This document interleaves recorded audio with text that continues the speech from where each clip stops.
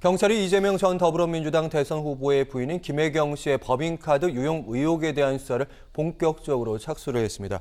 오윤성 순천향대 경찰행정학과 교수와 함께 자세히 살펴보도록 하겠습니다. 어서 오십시오. 네, 안녕하세요.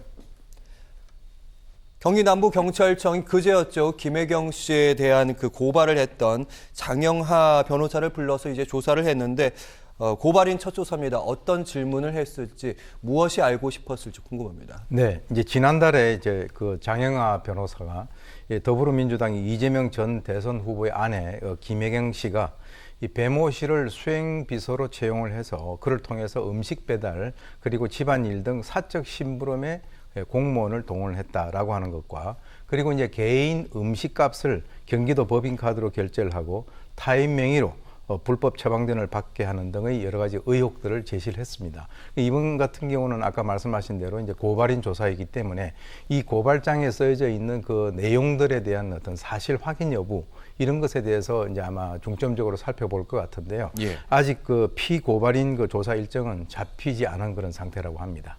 네, 피고발인 일정도 없기는 하지만 경찰은 그동안 대선 중이라도 은밀히 수사를 해왔다, 꾸준히 해왔다 이런 입장을 밝힌 바가 있는데 일단 국민의힘에서 고발 고소도 비슷하게 하긴 했는데 장영하 변호사가 지금 경찰도 그렇고요, 검찰도 그렇고 공수처에도 같은 고발을 제출한 것으로 알고 있습니다. 뭐 정당 고발은 이제 취하도 될 수 있지만 장영하 변호사의 고발은 이제 원칙대로 가지 않을까 이런 예상들이 나오고 있는데 법률적으로는 이제 어떤 혐의에 해당되는 겁니까?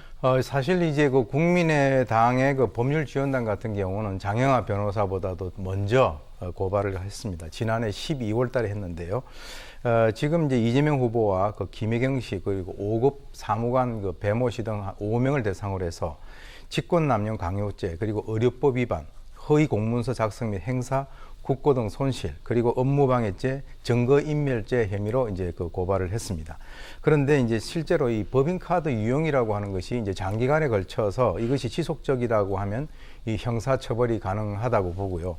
이 카드 사용을 지시를 했거나 또는 인지를 했다라고 한다면 횡령이라든가 배임에 관련된 처벌은 가능하다고 볼 수 있겠지만 실제로 이제 이재명 후보라든가 이 5급 사무관 배모 씨를 제외한 바로 이제 그 김혜경 씨 같은 경우는 실제로 이 직권남용 또는 그 국고 손실죄 같은 그런 경우는 이 공무원이 아니기 때문에 이 주체가 공무원이 돼야 되거든요. 그렇기 때문에 거기에 대해서는 별로 해당이 없을 거로 그렇게 보고 있습니다. 그래서 지금 이제 만약에 그렇게 된다면 지금 뭐 이와 연관돼서 여러 가지 지금 관련되는 조사에 따라서 그 결과에 대한 어떤 어떤 최종적인 결과가 나오지 않겠나라고 하는 생각이 듭니다. 네, 교수님 말씀 듣고 나니까 이제 법인카드 부분은 이제 국고 손실과 연관되는 부분인 것 같고 의료법 위반 같은 경우에는 그 대리 처방에 대한 얘기가 있었는데 이 의혹에 대한 혐의인 것 같습니다.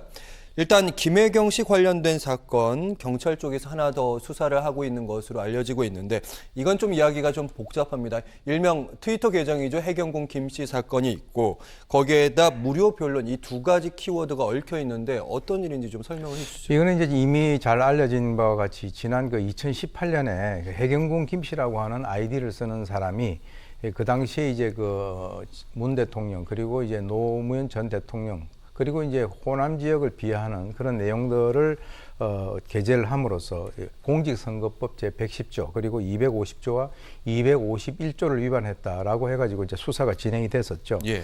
그래서 이제 당시에 경찰은 2018년 11월 달에 이 해당 트위터 계정주가 김혜경 씨라고 결론을 짓고 기소 의견으로 이제 송치를 했는데 그 당시에 그 이유가 당시 트위터가 입력되어 있는 그 이 컴퓨터 등이 이재명 후보에 있어서 집이라든가 사무실에 위치를 해 있었고 전화번호 앞자리 끝자리가 일치하고 거주지가 같고 가족관계 그리고 이메일 주소 앞에 있는 두 글자와 그리고 이제 서비스에 있는 그 첫 문자 계정 닉네임이 동일하다라고 하는 이유를 댔었는데요. 그러나 이제 이 송치를 받은 이 검찰의 입장에서는 그렇다라고 해가지고 그 사람이 반드시 김혜경 씨다라고 하는 것을 갖다가 단정할 수 없다라고 하는 이유로 증거가 부족하다면 이제 불기소 처분을 했습니다. 이른바 이렇게 쉽게 생각하면 경찰이 이제 여러 가지 정황상 살펴봤을 때는 김혜경 씨가 트위터 계정주 같다 이렇게라고 이제 그쪽에서 기소 의견으로 송치를 했죠. 그런데 검찰은요? 그런데 이제 검찰에서는 그것을 결정적인 단서가 되지 못한다라고 해가지고 이제 불기소 처분을 했는데 이번에 이제 문제가 된 것은 깨어 있는 시민연대 쪽에서 그 사건을 갖다 해결을 하는 과정에서 해경군 김씨 사건에 대해서 나성철 그리고 이태영 변호사를 선임을 하는 그 과정에서 네. 이재명 전 후보가 변호사비를 무료 또는 아주 시가보다 현저하게 적게 지급을 했었다라고 하는 그 의혹으로 이번에 문제를 삼은 것입니다. 네, 그러니까 이건 어쨌든 김혜경 씨의 그러니까 해경군 김 씨라고 하는 그 트위터 계정과는 관련이 없는 거고, 그러니까 어떤 변론을 했는데 이 변호사들이 수임료를 적게 받았다, 시가보다 뭐 이런 혐의인 거 맞습니까? 그렇습니다. 그렇게 우리가 봐야 되겠죠. 그러니까 아까 그 해경군 김 씨 사건이 이미 검찰에서 불기소 처분이 됐고 그 과정에서 이제 변호사를 사용을 하는 데 있어서 무료 또는 아주 시가보다 적게 했다라고 하는 그 혐의로 이제 고발하게 된 거죠. 예.